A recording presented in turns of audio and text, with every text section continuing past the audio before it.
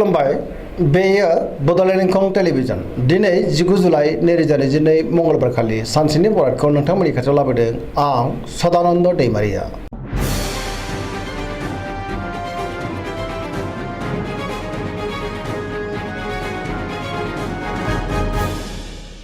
सिगां फरायनो लादों मेष राशि गिबि हांखो अ ल दिनैनि साना जोबोर मोजां गाहाम थासारि मोननो हागोन बहानिफ्रायबा मोजां खौरां फैनोबो हागौ गुबुनजों अनजासो गारगोन जेरावबो देरहासार जागोन मावनो लानाय खामानिखौ थि समावनो आरो गोरलैयैनो मावफुंनोबो हागोन गोसोखौ दिनै जोबोर गोजोननाय मोनगोन देहाया मोजाङै थागोन रांखावरियाव दिनै जोबोर मोजां मोननो गोनांखौबो मोननो हागोन गोबां धोन आरजिनोबो हागोन बेफार फालांगियावबो दिनै जोबोर मोजां मुलाम्फा मोनगोन सोरबा लोगोनि हेफाजाबबो मोननो हागोन न'खराव बिसि फिसायनि गेजेराव अननानै फैगोन बिदा फंबायजों मोजां सोमोन्दो लाखिनो रोंगोन बिमा बिफानि अननाय आरिफोरखौबो मोननो हागोन बहाबा थांनांगौब्ला दिनै जोबोर मोजां आरो मोजाङैनो हान्थिनोबो हागोन गुबुननि गोसोखौ गोरलैयैनो बोनो हागोन गोसोनि बोलोआ बांगोन समाजाव दिनै बयजोंबो मान होजागोन लाइमोनफोरा बहानिफ्रायबा मोजां खौरां मोननोबो हागौ गोसोआबो दिनै जोबोर रमान्टिक जागोन गावबा गावनि गोसोनि साननायखौबो फोरमायलायनो हागोन पजिटिभ एनार्जिनि गोहोमबो गोग्लैगोन धोरोमारि बिथिङावबो दिनै गोसो दुंखांगोन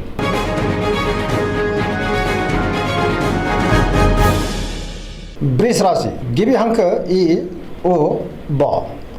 दिनैनि साना मोजां आरो गाज्रिनि गेजेरजों बाबेनलांगोन गोसोखौ दिनै जोबोर उसाव-बादाव मोनगोन गोजोननि आंखाल जानोबो हागौ गोसोनि बोलोआ लोरबां जागोन मावनो लानाय खामानिखौ थि समावनो आरो गोरलैयैनो मावफुंनो गोब्राब जागोन समाजाव मान मोनगोन रांखावरियाव मोजां अब्लाबो नाथाय खरसाया बांगोन बेफार फालांगियाव मोजां न'खराव दिनै बिसि फिसायनि गेजेराव अननानै फैगोन देहाया दिनै बारा मोजां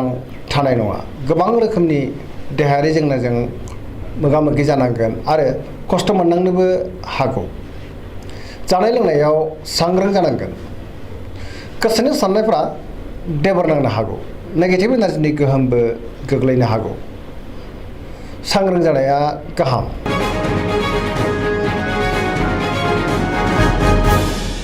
मिथुन राशि गिबि हांखो क स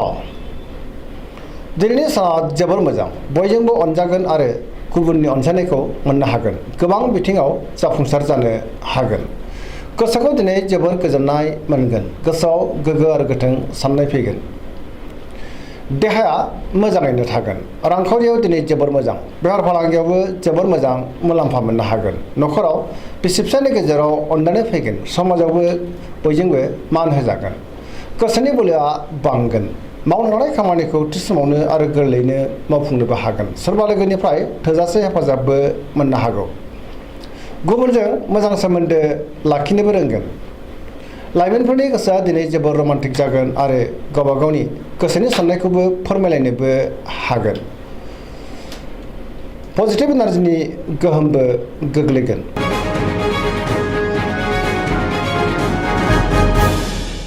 कर्कट राशि गिबि हांखो ड ह दिनैनि साना मोजां आरो गाज्रिनि गेजेरजों बाबेनलांगोन सोरबा लोगोजों थगायजानोबो हागौ गोसोनि साननायफ्रा देबर नांनो हागौ गोसोआव नेगेटिभ साननाय फैगोन मावनो लानाय खामानिखौ थि समावनो मावफुंनो हागोन अब्लाबो नाथाय माबा नङा माबा मोनसे हेंथाबो फैनो हागौ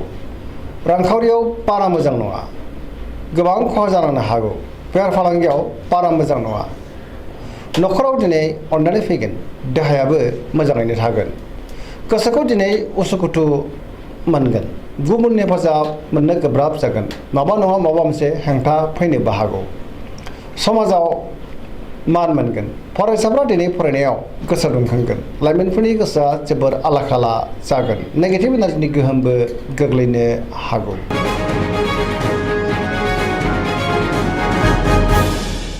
सिंह राशि गिबि हांखो म ट दिनैनि साना जोबोर मोजां गोसोखौ जोबोर गोजोननाय मोनगोन गुबुननि हेफाजाबखौ मोननो हागोन सुथुरखौ दिनै गोरलैयैनो फेजेननो हागोन गोसोआ दिनै जोबोर रमान्टिक जागोन लाइमोनफ्रा गावबा गावनि गोसोनि साननायखौ फोरमायलायनोबो हागोन समाजाव गोबां मान मोननो हागोन गोसोआव गोग्गो आरो गोथों साननाय फैगोन मावनो लानाय खामानिखौ थि समावनो आरो गोरलैयैनो मावफुंनोबो हागोन सिगांनि बबेबा आद्रा खामानिखौबो दिनै मावफुंनो हागोन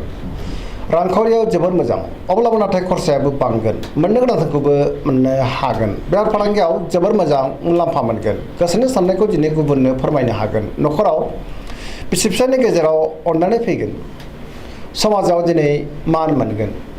गुबुननि थाखाय गोबां मोजां खामानि मावनानै होनोबो हागोन देहाया मोजाङै थागोन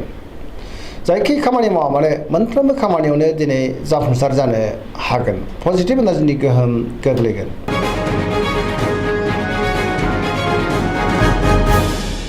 कन्या राशि गिबि हांखो प ट दिनैनि साना जोबोर मोजां गोसोखौ जोबोर गोजोननाय मोनगोन गोसोनि बोलोआ बांगोन गोसोआव पजिटिभ साननाय फैगोन गोथों आरो गोग्गो साननो रोंगोन गियाननि आंखाल जानाय नङा जायखि खामानि मावा मानो मोनफ्रोमबो खामानियावनो दिनै जाफुंसारगोन रांखावरिया जोबोर मोजां अब्लाबो नाथाय खरसाया बांगोन बेफार फालांगियाव जोबोर मोजां होनजायो देहाया दिनै मोजाङैनो थागोन गोबां मुंदांखा सुबुंजों लोगो मोनज्लायनो हागौ न'खराव बिसि फिसायनि गेजेराव अनलायनाय फैगोन गोबां खामानियाव दिनै मुखुबबो थागोन सोरजोंबा बाख्नाय जानोबो हागौ गोसोआ दिनै पजिटिभ जागोन पजिटिभ एनार्जिनि गोहोमबो गोग्लैगोन गुबुननि थाखाय गोबां मोजां खामानि मावनानै होनो हागोन आरो गुबुनजों जोबोर मान होजागोन लाइमोनफोरा जोबोर रमान्टिक जागोन आरो गोसोनि साननायखौ फोरमायलायनोबो हागोन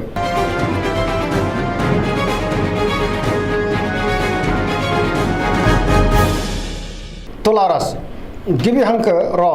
ट दिनैनि साना जोबोर मोजां गोसोआव बोलो बांगोन गोसोनि साननाया जाफुंगोन गोसोनि साननायखौ दिनै गुबुननो फोरमायनोबो हागोन मावनो लानाय खामानिखौ थि समावनो आरो गोरलैयैनो मावफुंनो हागोन देहाया मोजाङै थागोन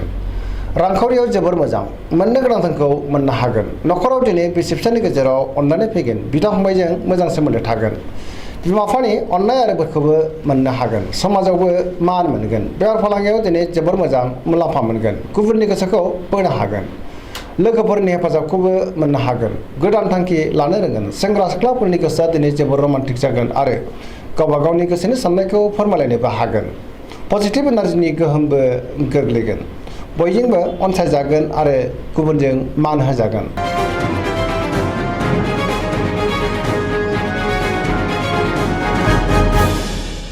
वृश्चिक राशि गिबि हांखो न स दिनैनि साना जोबोर मोजां गोसोआव पजिटिभ साननाय फैगोन गोथों आरो गोग्गो साननो रोंगोन गियाननि आंखाल जानाय नङा सोरजोंबा बाख्नाय जानोबो हागौ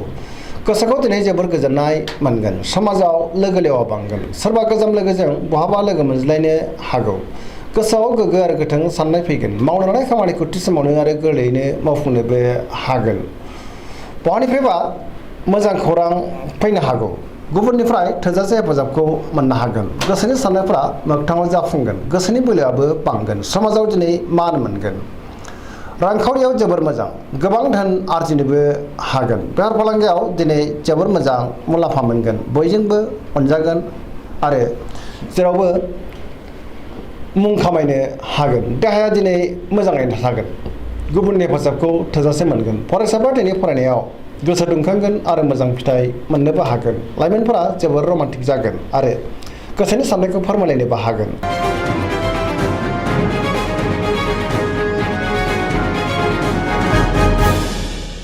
धनु राशि गिबि हांखो ध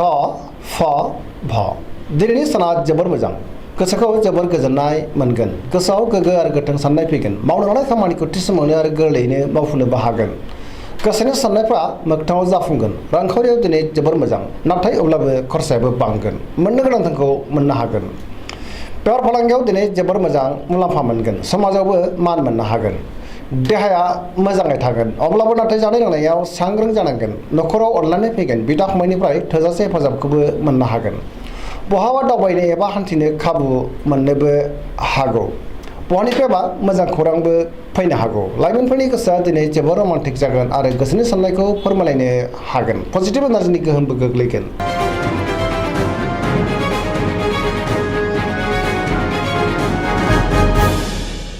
मकर राशि गिबि हांखो ख ज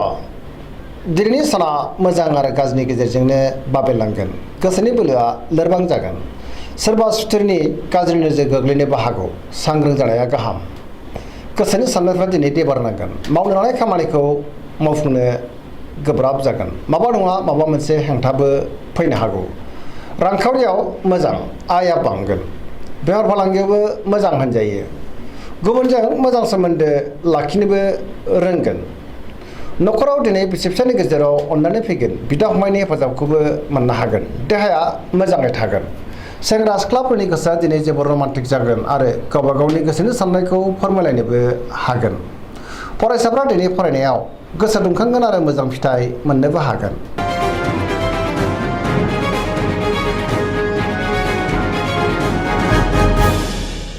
कुम्भ राशि गिबि हांखो ग स दिनैनि साना बारा मोजां नङा सोरजोंबा रायखोमा जानोबो हागौ गुबुनजों गोरोबनो गोब्राब जागोन माबा नङा माबा मोनसे नेगेटिभ एनार्जि फैनोबो हागौ गोसोआव नेगेटिभ साननायबो फैगोन गोसोखौ दिनै जोबोर आला खाला मोनगोन मावनो हानाय खामानिखौ थि समावनो मावफुंनो गोब्राब जागोन बहानिफ्रायबा दिनै गाज्रि खौरांबो फैनो हागौ समाजाव मान मोनगोन गोबां मुंदांखा सुबुंजों लोगो मोनज्लायनो हागौ रांखावरियाव मोजां बेफार फालांगियावबो मोजां होनजायो देहाया बारा मोजां थानाय नङा गोबां रोखोमनि देहायारि जेंनाजों मोगा मोगि जानांनो हागौ जानाय लोंनायाव सांग्रां जानांगोन न'खराव दिनै अननानै फैगोन बिमा बिफानि अननाय आरिफोरखौ मोननोबो हागोन बहाबा थाङोब्ला लामा सामायाव सांग्रां जानाया गाहाम नेगेटिभ एनार्जिनि गोहोमबो गोग्लैनो हागौ